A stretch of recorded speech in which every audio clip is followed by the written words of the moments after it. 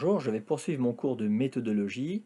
J'en arrive maintenant au mémoire de stage, au mémoire professionnel proprement dit, à la question de la rédaction du mémoire de stage, à la structuration du mémoire de stage, pour vous donner quelques indications. Je vais donc commenter la diapositive qui concerne ce point, la structuration du mémoire de stage.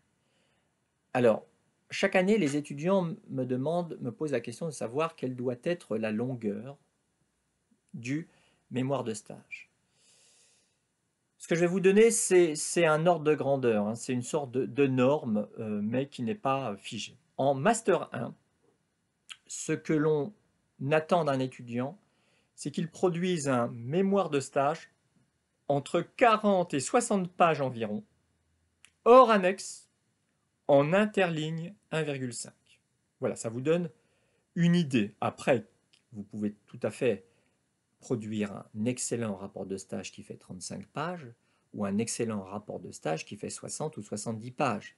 Ce n'est pas un problème en soi, mais cela vous donne un ordre d'idée entre 40 et 60 pages environ, hors annexe. En Master 2, l'ambition, la barre est un peu plus haute. On attend de vous la production d'un mémoire compris entre 50 et 80 pages environ. Si votre mémoire fait, donc hors annexe, toujours en interligne 1,5, si votre mémoire fait 45 pages, ce n'est pas un souci. S'il fait 90 pages, ce n'est pas un souci non plus. Cela vous donne un ordre d'idée. Ensuite, la structure. La structure du mémoire de stage. C'est une structure classique. Rédaction d'une introduction, puis développement, c'est 80% du mémoire, avec plusieurs parties, une conclusion et une bibliographie. Quelques éléments concernant l'introduction. L'introduction, elle doit permettre de planter le décor. Il faut donc retenir l'attention du lecteur. L'introduction présente le thème abordé. L'introduction présente éventuellement la structure d'accueil. Ça peut être une pré-présentation, ou ça peut être la présentation complète si c'est une entreprise bien connue. L'introduction présente automatiquement la problématique, c'est une annonce de problématique. Vous devez, dès l'introduction, dans l'introduction, annoncer votre problématique et cette problématique doit être justifiée. Le lecteur doit comprendre pourquoi vous avez élaboré, construit cette question ou cet ensemble de questions. On doit également présenter le ou les cadres théoriques retenus. On doit éventuellement, alors à minima, s'il n'y a pas de chapitre ou de sous-chapitre qui concerne la méthodologie, vous devez à minima présenter la méthodologie, c'est-à-dire la méthodologie dans ses trois dimensions. La posture de recherche, quelle a été ma posture de recherche, la démarche de recherche, quelle a été ma démarche de recherche, quelles sont les méthodes de recherche que j'ai utilisées. Vous devez en parler à minima dans l'introduction. Et puis, vous terminez votre introduction par l'annonce du plan. Le lecteur sait ainsi à quoi s'en tenir. Cela offre une transition entre l'introduction et le développement. Ensuite, il y a le développement. Alors, il n'y a pas de règle selon moi. Il peut y avoir entre 2 et 5 parties, éventuellement 6 parties. Il y a au moins 2 parties, il peut y avoir jusqu'à 5 ou 6 parties. Le développement comporte éventuellement une partie de présentation de la structure, éventuellement une partie méthodologie ou une sous-partie méthodologie, si vous avez envie d'insister sur la méthodologie. Et dans la mesure du possible, ce qu'il faut éviter, c'est la dichotomie totale entre théorie et pratique.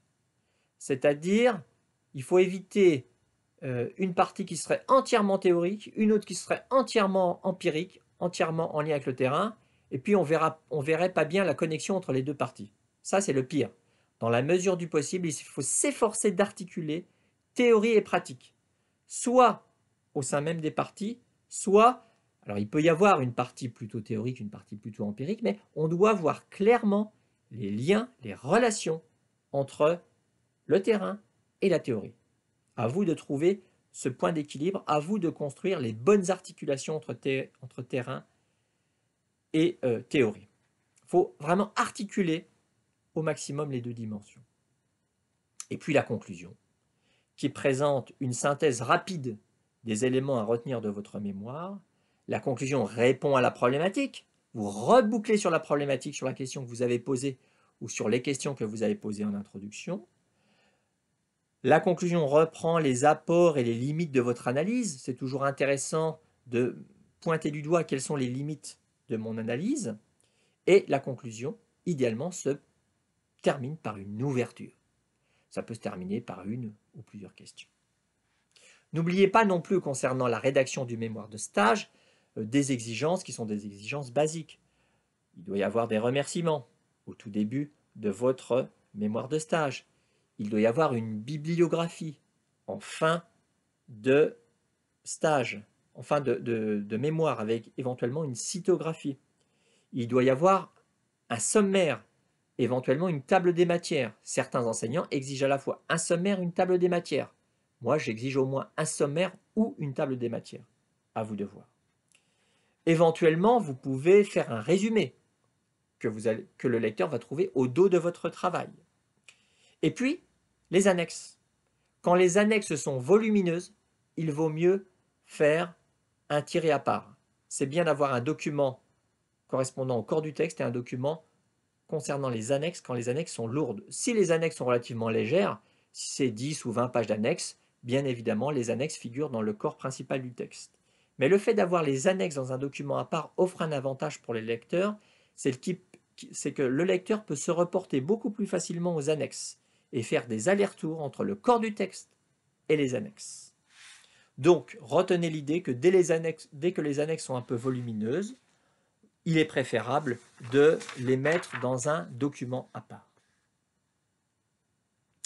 J'en arrive maintenant à la soutenance professionnelle. Quelques indications concernant la soutenance professionnelle, que celle-ci se déroule en face à face avec les membres du jury ou à distance, par Skype, par Zoom ou par d'autres outils de visioconférence. Vous devez dans un premier temps faire un exposé, présenter votre travail. Vous avez 15 ou 20 minutes pour faire cet exercice. Ce temps vous est alloué, on ne va pas vous interrompre. 15 ou 20 minutes. Vous avez votre exposé, ceci étant, votre exposé oral ne doit en aucun cas être une reprise linéaire du mémoire de stage. Essayez d'être original. Vous avez carte blanche. À vous de voir ce qui vous intéresse. Choisissez un angle d'attaque qui vous semble pertinent.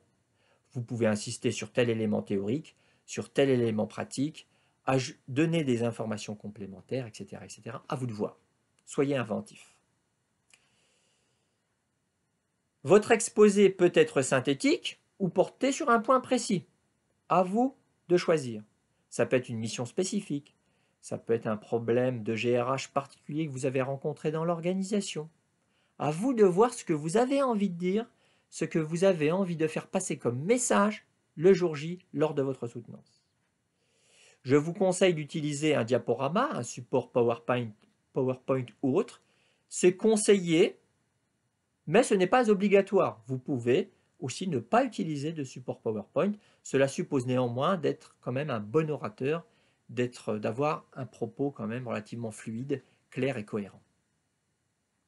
Il est impératif non seulement de prêter attention au contenu, le contenu de ce que vous allez dire le jour J lors de la soutenance, mais il est impératif de soigner la forme du support et de l'exposé. La clarté du propos, il faut être clair. Le débit, ne pas parler de manière trop rapide, trop saccadée. Plus vous allez vite, plus l'auditoire décroche. Donc trouvez le débit de parole approprié. Il est important aussi de capter l'auditoire du regard. Il est important de capter l'auditoire du regard. Si vous avez constamment, durant votre soutenance, le regard fixé sur vos chaussures, c'est quand même un mauvais point. À vous d'accrocher l'auditoire. Et puis ensuite, quand vous aurez fait votre exposé, 15-20 minutes, il y aura les réactions des différents membres du jury dans un second temps, réaction du ou des universitaires, réaction du professionnel, tuteur de stage, maître d'apprentissage. Et il y aura un jeu de questions-réponses, il y aura naturellement un dialogue qui va s'engager autour de votre travail entre les membres du jury et où on sera certainement amené à vous poser quelques questions. Voilà pour la soutenance professionnelle. Pour terminer, je voulais vous parler de l'évaluation globale, puisque c'est un pack global que l'on évalue, à savoir l'évaluation porte sur le stage, le contenu du stage, sa valeur professionnelle ou la valeur professionnelle de la période d'apprentissage, le mémoire de stage ou mémoire professionnelle et la soutenance professionnelle.